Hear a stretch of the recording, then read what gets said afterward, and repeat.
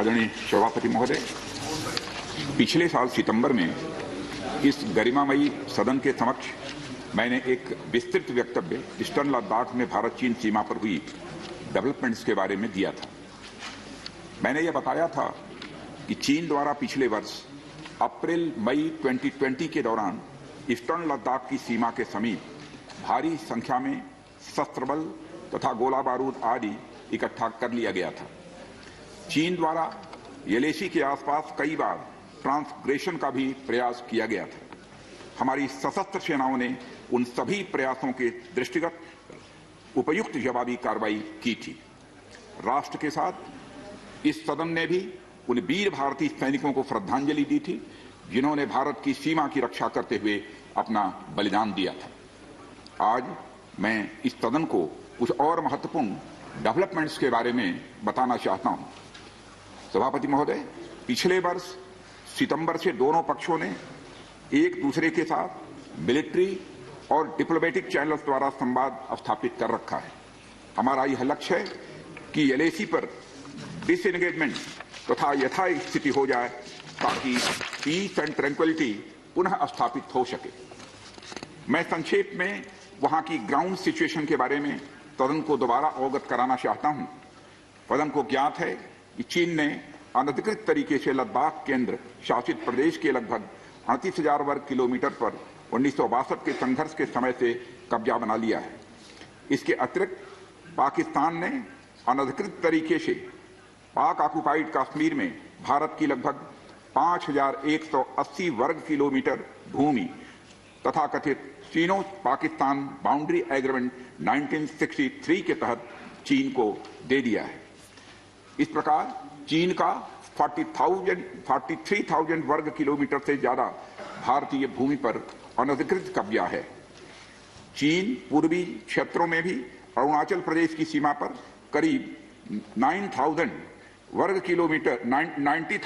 Kilometre भूमि को अपना बताता है। भारत ने इन अनजस्टिफाइड क्लेम्स तथा अनधिकृत कब्जे को कभी भी स्वीकार नहीं किया है। सभापति महोदय, मैं सदन को यह भी बताना चाहता हूं कि भारत ने चीन को हमेशा यह कहा है कि बाइलेटरल रिलेशन दोनों पक्षों के प्रयास से ही विकसित हो सकते हैं।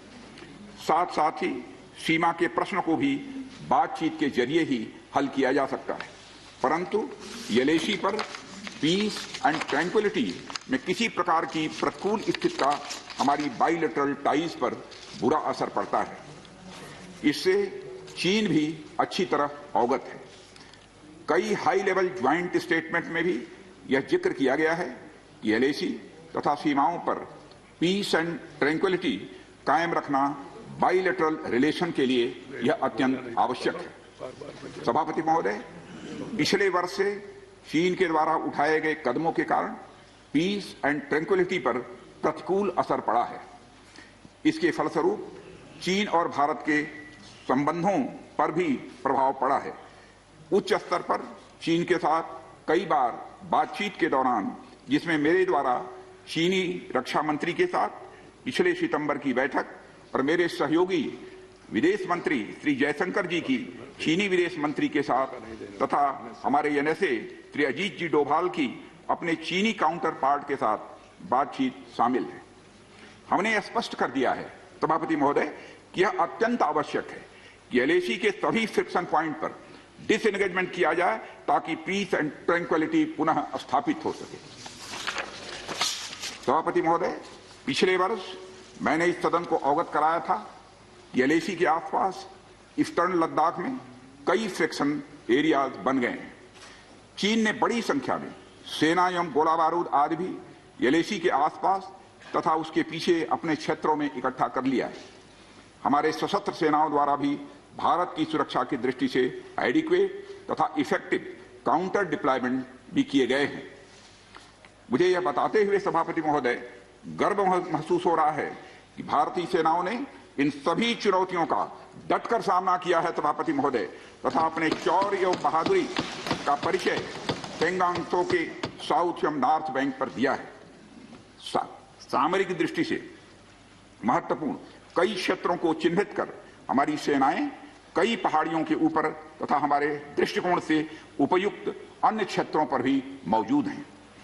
भारतीय सेनाएं अत्यंत बहादुरी से लद्दाख की ऊंची दुर्गम पहाड़ियों तथा कई मीटर बर्फ के बीच में भी सीमाओं की रक्षा करते हुए अडिग हैं और इसी कारण हमारा एज बना हुआ है। सभापति महोदय, हमारी सेनाओं ने इस बार भी यह साबित करके दिखाया है कि भारत की संप्रभुता एवं अखंडता की रक्षा करने में वे सदैव हर चुनौती से लड़ने के लिए तत्पर हैं और अनवरत कर रहे हैं।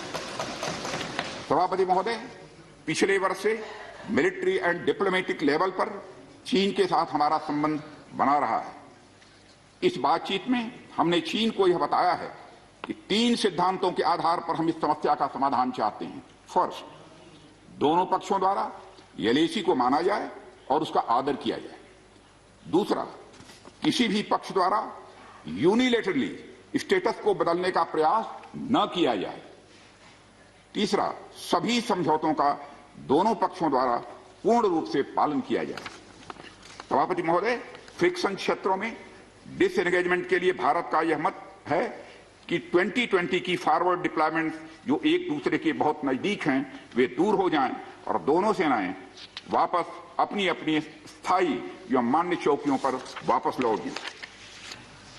सभापति महोदय, बातचीत के लिए हमारी स्ट्रेटेजी तथा अप्रोच माननीय प्रधानमंत्री जी के इस दिशा निर्देश पर आधारित है कि हम अपनी 1 इंच जमीन भी किसी और को नहीं लेने दें। हमारे दृढ़ संकल्प का ही यह फल है कि हम समझौते की स्थिति पर पहुंच गए हैं। इन दिशा निर्देशों के दृष्टिगत सितंबर 2020 से लगातार मिलिट्री एंड डिप्लोमेटिक लेवल पर दोनों पक्षों में कई बार बातचीत हुई है कि इस डिसएंगेजमेंट का म्यूचुअली एक्सेप्टेबल तरीका निकाला जाए। अभी तक सीनियर कमांडर्स के स्तर पर 9 राउंड्स की बातचीत हो चुकी है।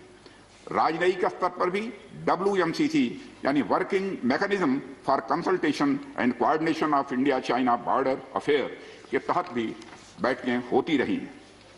सभापति महोदय, मुझे सदन को यह बताते हुए खुशी हो रही है कि हमारे इस अप्रोच तथा सस्टेन्ड टॉक्स के फलस्वरूप चीन के साथ पैंगोंग लेक के नॉर्थ एवं साउथ बैंक पर डिसएंगेजमेंट का समझौता हो गया है।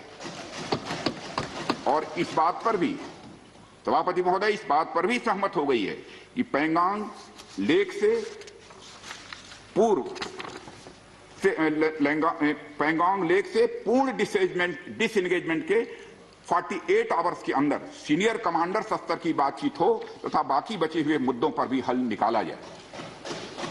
सभापति महोदय, पैंगोंग लेक एरिया में चीन के साथ डिसएंगेजमेंट का जो समझौता हुआ है उसके अनुसार दोनों पक्ष फॉरवर्ड डिप्लॉयमेंट को phased, coordinated and verified manner में हटाएंगे। चीन अपनी सेना की टुकड़ियों को नॉर्थ बैंक में फिंगर 8 के पूरब की दिशा की तरफ रखेगा और इसी तरह भारत भी अपनी सेना की टुकड़ियों को फिंगर 3 के पास अपने permanent base Dhan Singh Thapa post पर रखेगा।